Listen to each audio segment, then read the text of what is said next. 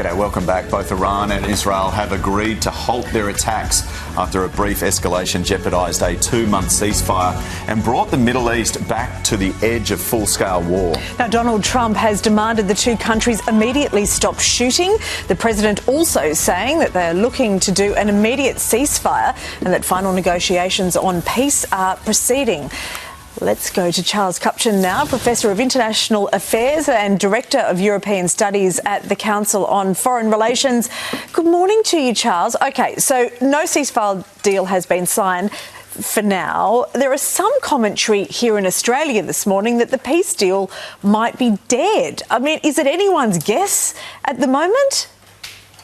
No, it's not dead. And one takeaway from this exchange between Iran and Israel is that nobody really wants to go back to war because the U.S. and Iran have been shooting at each other almost every day. Now you have Iran and Israel exchanging fire.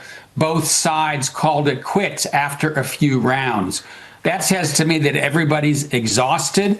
Everybody would like to find an off-ramp. Now the question is, can the United States and Iran find enough common ground to make a deal and open the Strait of Hormuz? The idea of eradicating Hezbollah, is that too much of a draw for Israel at the moment to just pull back? Yeah, proximity still matters.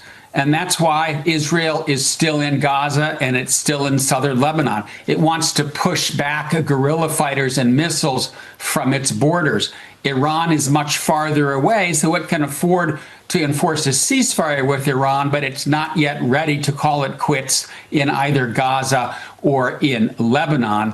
That's a problem because it does jeopardize the peace deal. Iran saying, I'm not going to sign a peace deal with the United States until Israel stops attacking Hezbollah. Yeah. President Trump has said, I call the shots in this war. And for now, yes, Israel and Iran have stopped firing. But is that the case? Is Donald Trump calling the shots in this war? Simply put, yes. I mean, I think that on the one hand, Netanyahu cannot be his poodle. On the other hand, Netanyahu cannot break with Trump.